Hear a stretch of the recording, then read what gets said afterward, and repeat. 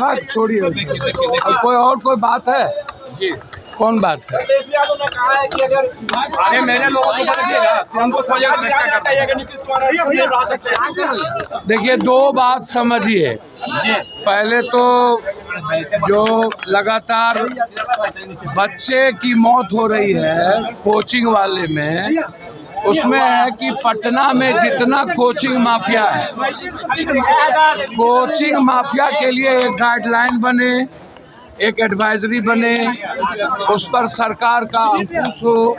तो अभी हम लगातार कोचिंग माफिया दिल्ली से लेकर के पटना तक ये सवाल है, तो क्या बिहार के कोचिंग माफिया के लिए अभी तक सरकार ने कोई पॉलिसी बनाया, कोई गाइडलाइन बनाया है? ये आप इसको देखिए। दूसरा चीज, आरक्षण के सवाल पर बिल्कुल एक बात समझिए, सब सही कह रहा, नीचे रखिए, नीचे रखो, नहीं तो नहीं करने देंगे, किसी को नहीं करने देंगे। एक मिनट, सुप्रीम कोर्ट का जो एक आदेश आया है ST/SC में क्रीमिलियर को लेकर के, इस पर बड़े समीक्षा की जरूरत है। आरक्षण जब बिहार में या तमिलनाडु में पहले भी दिया गया 67%, उसके बाद मेरा एक आग्रह है, सिर्फ यह कहना कि नीतीश कुमार जी यदि डबल इंजन इसको अध्यादेश नहीं ला पाते हैं, भैया तो क्या बोलेंगे आप लोग, ऐसे करिएगा तो।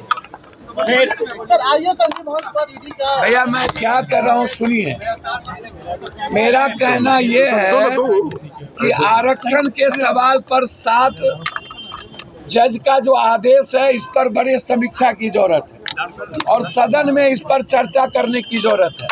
सर्वदलीय बैठक की आवश्यकता है।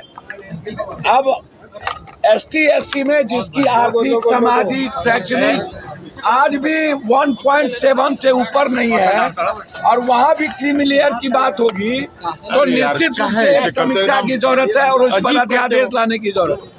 तुम्हारा आ रहा है, नीचे रखो तो। लेकिन जो बिहार के ऊपर रखे रहते हो हमेशा।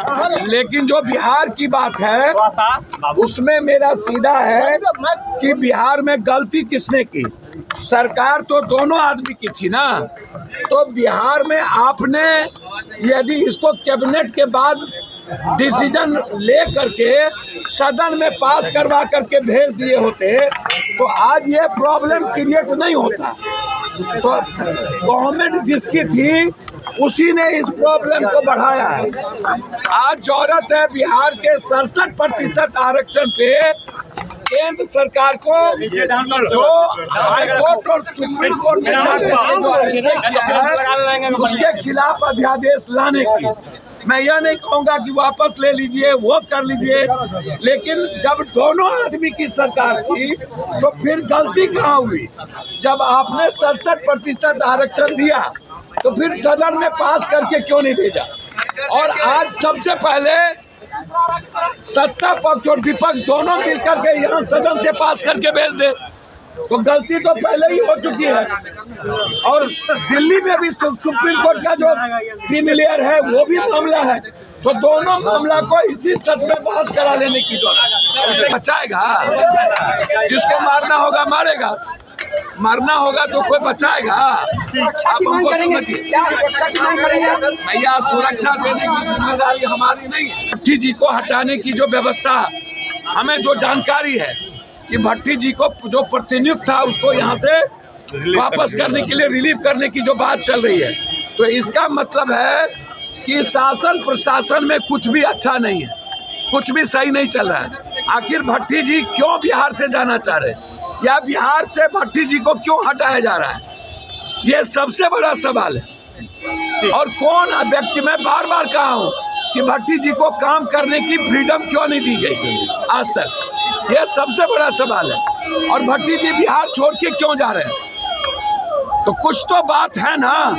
सुरक्षा उरक्षा की चिंता मुझे नहीं है, सरकार को देना हो दे, ना देना हो दे ना दे, और ना मैं अपराधी से डरता और ना मैं मरने से डरता हूँ। जिसको मारना हो, माफिया के खिलाफ लड़ाई है, मेडिकल माफिया के खिलाफ लड़ाई है, जमीन माफिया के खिलाफ लड़ाई है, कल भी सदन में मेडिकल माफिया के खिलाफ मैं आग उगला हूँ। एजुकेशन माफिया, ये जितने एजुकेशन माफिया उसके खिलाफ हैस्टिंग नीड।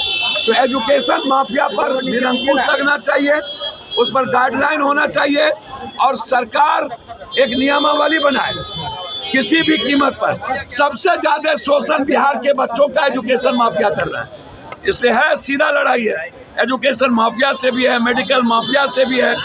तो इसीलिए जान की चिंता मुझे नहीं। आरक्षण के अंदर आरक्षण की बात हो रही है, बिल्कुल गलत है। मैं इसको पहले ही बर्बाद कर दिया, अब ST SC को बर्बाद करना चाहते हैं। इस पर सदन में चर्चा की जरूरत है, जरूरत पड़े तो अध्यादेश लाने की जरूरत है। भैया किसी को ईडी नहीं सताता है, शहादत शहीदों का परिवार है जिसको मरने से नहीं डर है। राहुल गांधी को कोई डरा सकता है, लेकिन जो हालात है ईडी के, चूज एंड बाइफर्केशन और जिस तरीके से आप कर रहे हो, बिहार में बहुत सारे पदाधिकारी पर ईडी का केस है, जो बड़े बड़े पदों पर सेक्रेटरी बैठे हुए हैं 2-3। सबका नाम आ रहा है सर, जितना IAS है पटना में बैठे हुए सेक्रेटरी सब ईडी के शिकंजे में है। तेजस्वी यादव कल मिलने गए थे मुकेश सहनी से और कह रहे